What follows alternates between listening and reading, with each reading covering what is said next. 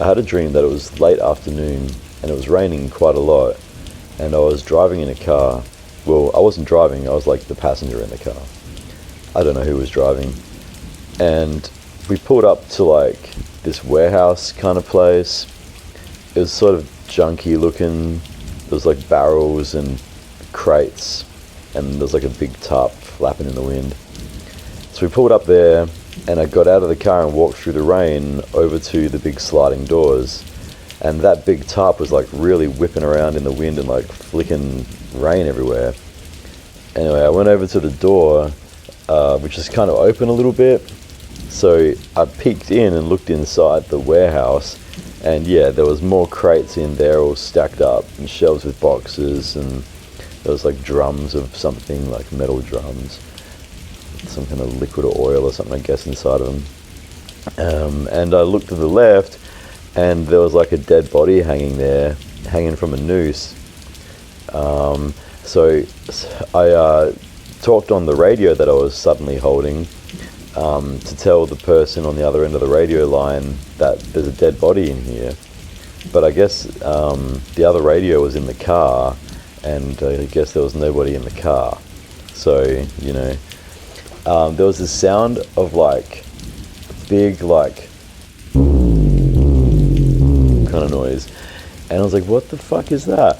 Then my shirt was getting tugged on, and I looked, and there was this little kind of lady there pulling on my shirt, and she's like, hey, you gotta come with me before the giant comes. And I'm like, what? And she's like, quick, no time, quick, come with me. And she like ran off and went underneath that tarped off area, in amongst those boxes there, and she like went into like this little kind of, I don't know, makeshift hidey hole thing that she'd made.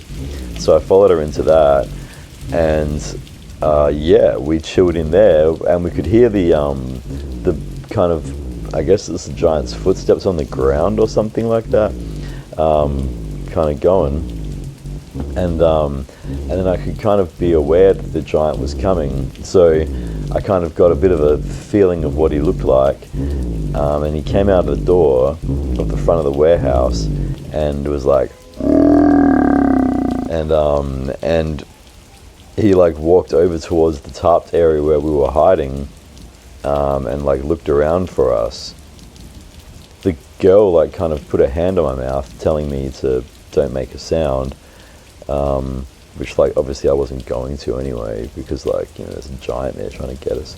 But anyway, yeah, so he was out there looking around for us, and then she's like, hey, come this way. And she's like got this like secret tunnel in the back of her little kind of like, you know, shack, and she's like, come down here. So I followed her down the secret tunnel, and we found ourselves like kind of in a loading bay at the back of a building.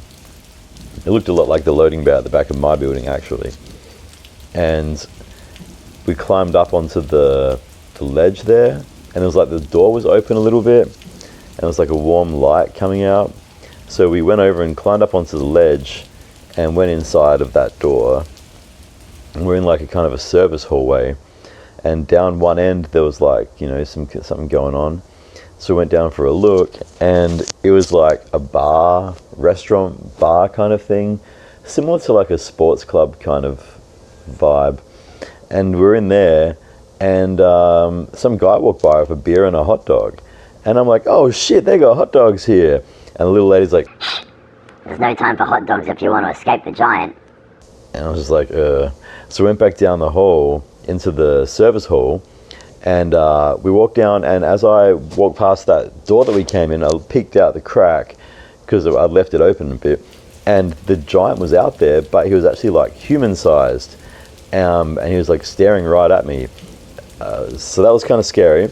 So I shut the door, and I'm like, the giant's out there, and the woman's like, shush, get in here. And she's like opening like this kind of metal cupboard full of sheets. And so I got in and just peeked through the little hole, and I heard the guy like out there, and I saw him walk past. I saw his feet go by, and I'm like laying in the sheets there, and I'm like, oh God. I'm thinking I'm gonna get caught. He's gonna catch me, and something bad's gonna happen. And he's like walked past, and then he's like, I didn't hear the footsteps no more. And suddenly, I was like dragged from behind, pulled right out, and all the sheets are going everywhere.